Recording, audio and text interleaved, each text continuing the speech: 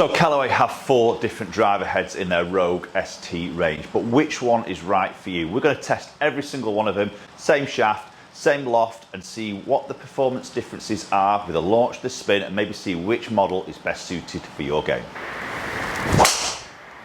And that felt superb. So Rogue ST from Callaway, as I mentioned, 4 different heads. Trying to aim at different levels of golfers. So every golfer from that high handicap all the way through from that experience, so maybe that fast swinger of the golf club. So we've got a Max D. So that stands for Max with the draw bias. We've then got a Max. We've got a Max LS, so LS stands for low spin, and then we've got the LS Triple Diamond, which used to be more of a tour product, which is now available at retail. So we're going to hit each one of these drivers. I'm going to start off with the Max D, which is the draw version.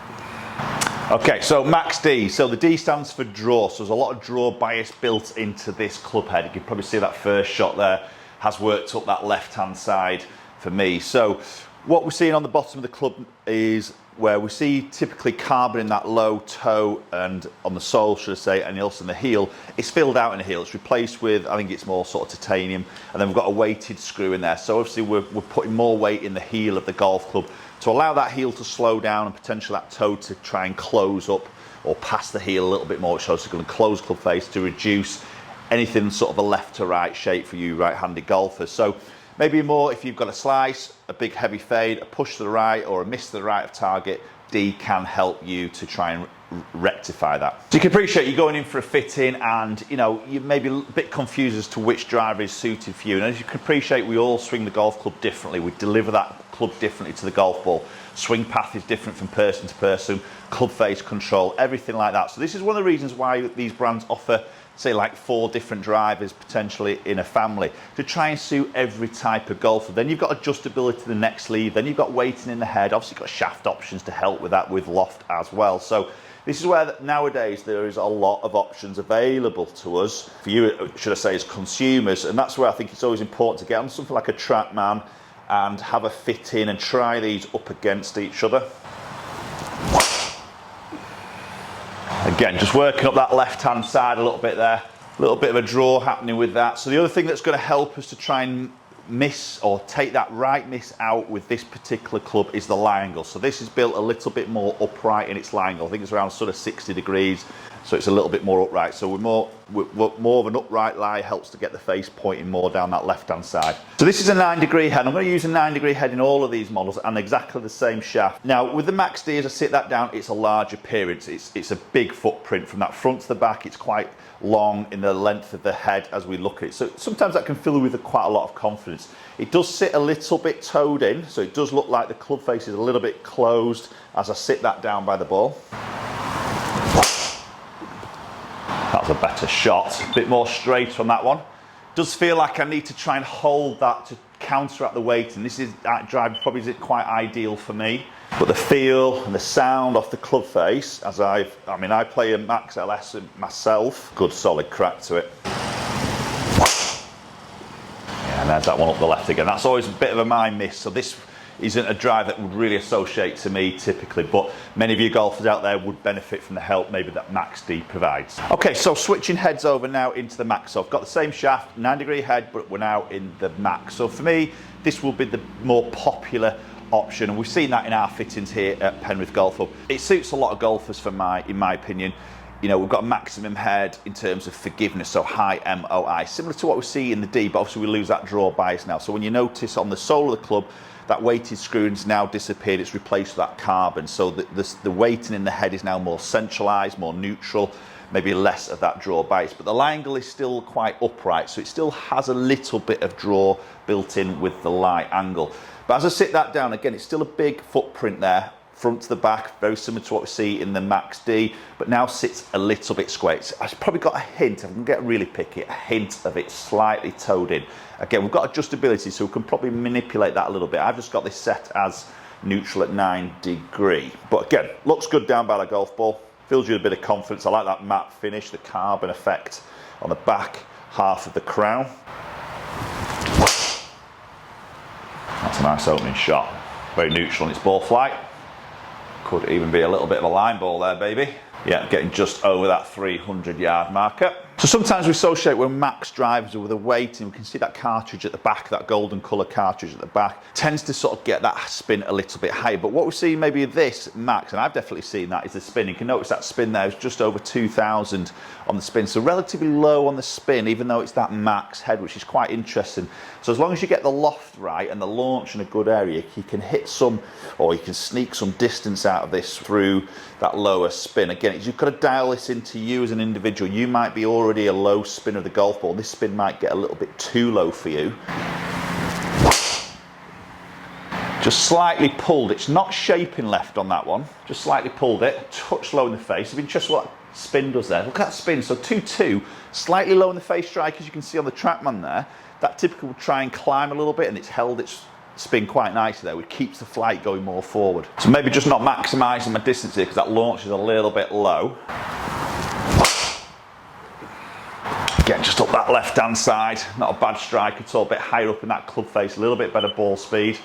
There's my spin just dropping a little bit lower again. So with all these models of drivers we're going to talk about in the Rogue ST, we see similar technology. We've got that carbon in the sole, we've got the carbon crown, so saving weight, repositioning that into this sort of speed cartridge. I think Callaway call it, this golden colour at the back, which is up to 26 grams of tungsten weight in the back of the driver, yet we see some nice controlled low sort of spins. We've got jailbreak technology for that strengthening of the sole to the crown to put that energy back into that golf ball. We've got flash face technology, which we're seeing in many Callaway drivers now, and we've got the adjustable neck sleeve so you can dial that loft and lie in to try and again suit your delivery.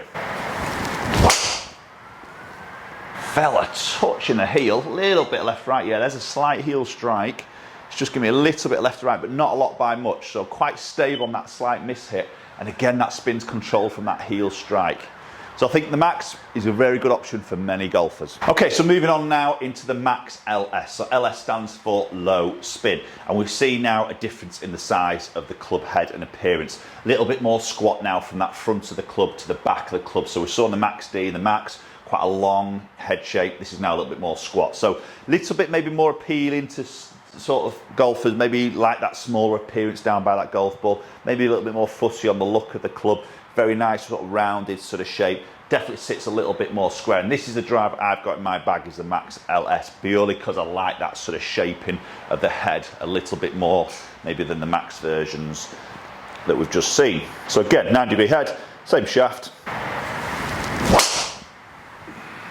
That's a lovely ball flight, just a touch left. Not by much, to be fair. Touch low in the face, to be honest. But again, we've got that sort of forgiveness, and this is what Callaway's saying with the Max LS, is sometimes we associate low spin drivers being very difficult to hit, very unforgiving when we miss those strikes. But again, we've got that weighted cartridge at the back, and they're saying this is a high MOI for a low spin driver. Now, it won't be as high as we've just seen in the Max D and the Max, but it's still relatively high MOI for a smaller, compact head. That one's just leaked a little bit up the right. But again, super flight on that. Really like that flight. That was a better strike higher up that club face. And we can see some good controlled spin, 2,200. As I said, the big thing that I really liked with this was obviously the shaping of the head, but also the sound of the golf club. I think with these Rogue drivers, we see some really good positive crack to it. It's not loud, it's not too dull. It's more of that obviously muted sound with the carbon in the head. We always tend to sort of get that, but I think it's just I think they've got the sound absolutely on the money. Sounds very solid. That's solid. That's a super ball flight. Take that one all day long. So as we move into the LS head now, we lose that draw bias, and we see that weighted screw, obviously the cartridge is very central, carbon in the bottom, but then the lie angle of this golf club changes. It's a flatter lie in relation to we've seen in those Max D and the Max.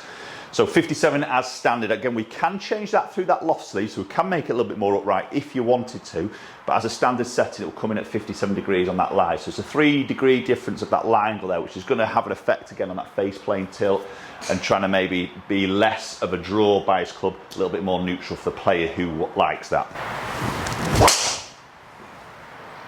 Again, just a touch off the bottom of the golf club. There's a little bit of stripe. That ball's up. It's very neutral on its ball flight. I'm not going to maximise my distance as much. I mean, I've said that it wasn't bad. I've seen that with a few of these drives, haven't we? As we've gone through that slightly low strike, that spin hasn't shot up into the, sometimes 3,000s and 3,000 plus. We get that really weak, climby, sort of stally flight.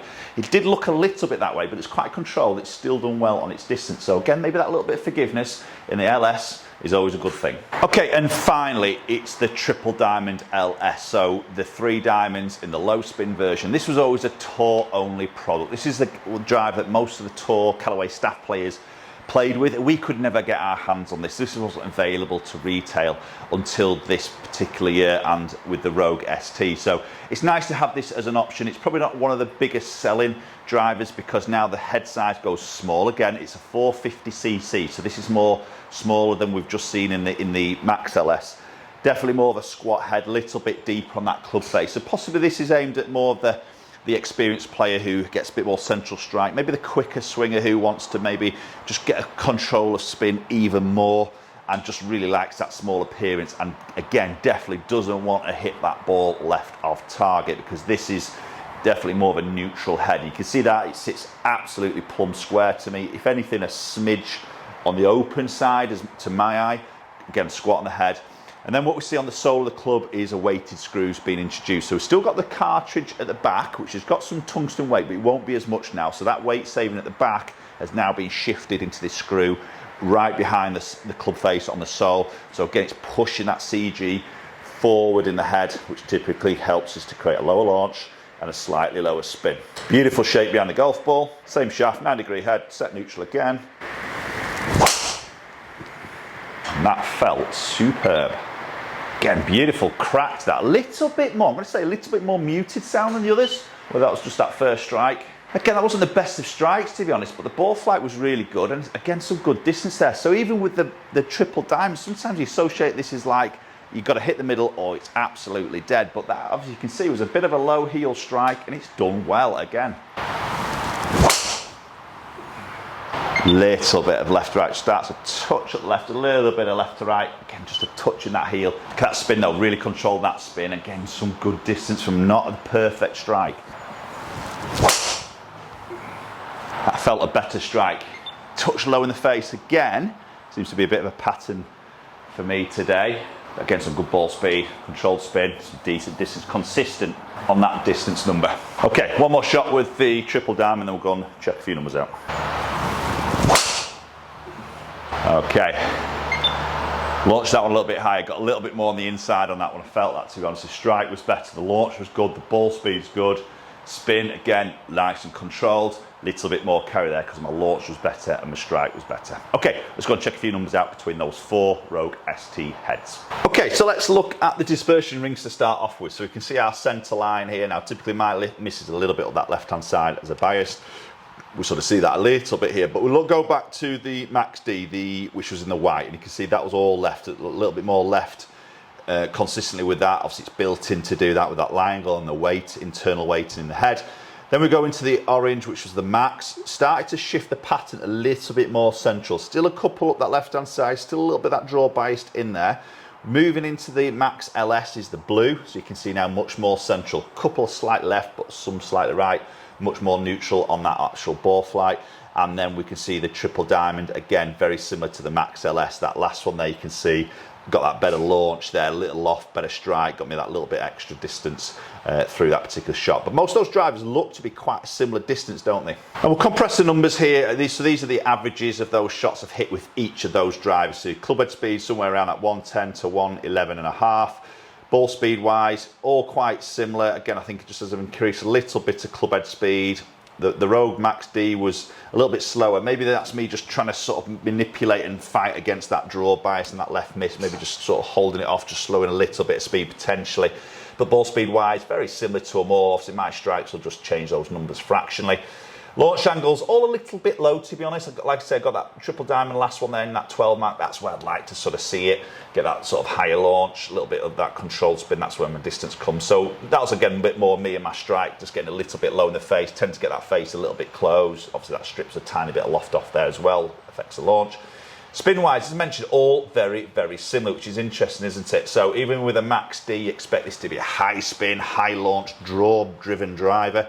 Even that was quite a low spin for me personally. Now obviously you've got different shafts that can affect that. Obviously more loft can affect the spin. So again, it's all important you go and get this dialed in yourselves through a fitting environment. So distance wise, quite similar really. Again, the Rogue obviously dropped off a little bit more with it being a little bit slow on that ball speed, a little bit low on that launch. Obviously just drops out of the sky a little bit quicker on that carry distance. So really the sort of Max just got me a little bit more out, but again it is a little bit, but I think for me it's more important to get the consistency of the shot direction. It's probably is with most of you guys. The numbers here aren't massively different, probably not going to expect to see that. The difference of the height of the flight is something that you may want to look at, your land angle, but then your sort of dispersion, and that's what I want. Get that ball in play off the tee, you'll always shoot better scores. So comment down below, let me know which head you would probably gravitate to, which would feel like it would suit your game. If you've got a Rogue driver, again, comment, let me know, did you go through that fitting experience? Did you try a few of those different heads to then decide on the one that you've ended up putting in your golf bag? I'd love to hear your thoughts as always. Hopefully you enjoyed the video. If so, please hit that like button, hit the subscribe button, I very much appreciate it, and hopefully we'll catch up with you all very soon.